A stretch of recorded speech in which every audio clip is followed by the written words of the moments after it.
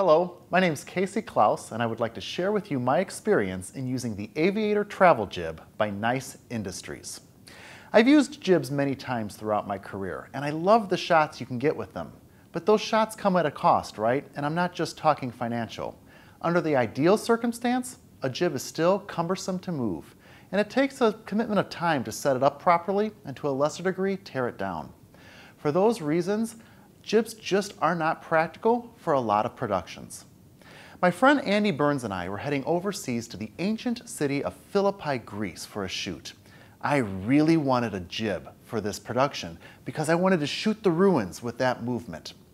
But a full-on production jib was not going to be practical. Hit the internet looking for a travel jib and I found the Aviator, showed it to Andy, and we decided to give it a try. And boy, are we glad that we did.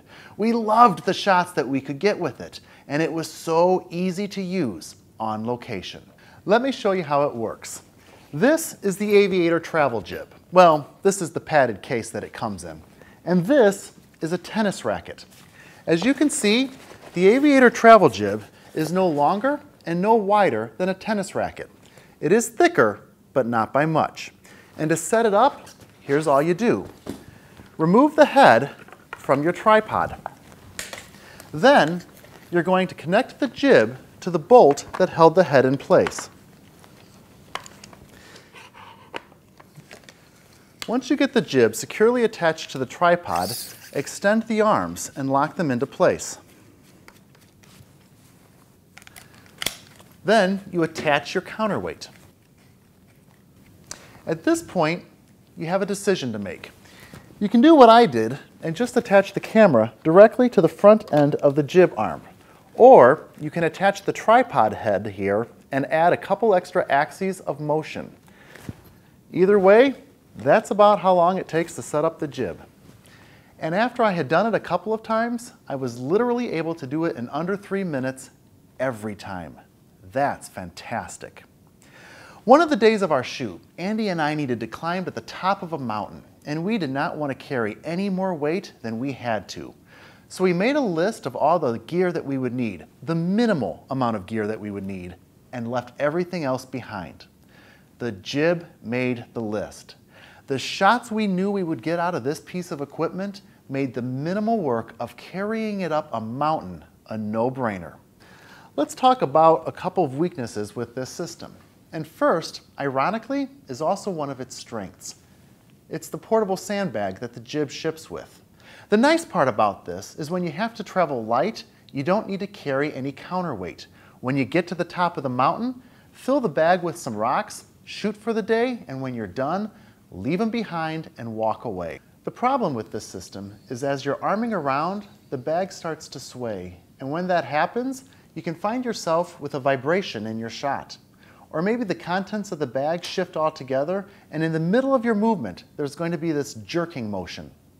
The way that I get around this is I went and I got a plate weight. If you use these to counterbalance the jib arm, they're going to attach more securely to the jib and pretty much eliminate the chances of that vibration or jerking motion within your movement. The other weakness in this system is this little screw right here.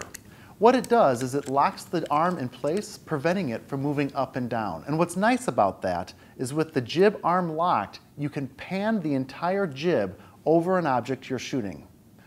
But if this screw isn't locking the arm in place, what happens is it often finds its way out of the seat within the joint.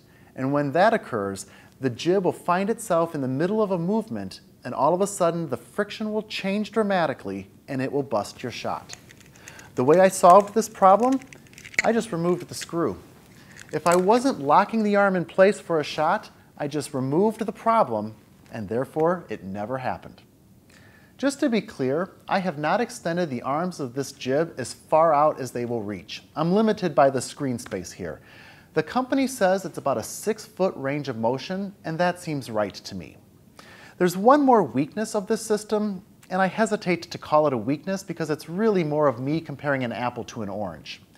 This is a travel jib. It's meant for kind of run and gun circumstances. It's not a full-on production jib, the kind that you would see at a concert venue or a TV studio or some large-scale production. It's made to travel light, and it does that very well. But one of the costs there is that there can be a little bit more play in the system, and for that reason, I'd be a little hesitant in using this jib on a live production or on a shot that I only have one chance to get the shot done right. Even if I do my job flawlessly, my experience is that this jib may not. And for that reason, it's kind of a weakness. So if you are using the Aviator travel jib the way it was intended to be used, there really aren't weaknesses. The few that do exist are easily fixable in the field. The strengths of this jib are amazing.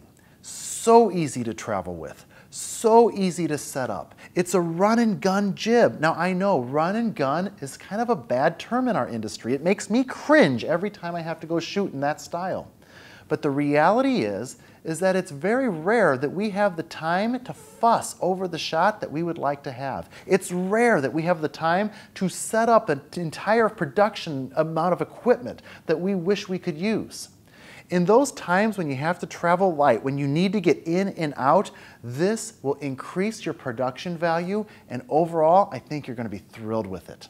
And for those reasons, I have no problem encouraging you to carefully consider this jib if you're in the market for a portable travel jib. I think you're going to be very happy with the results you get from using this piece of equipment.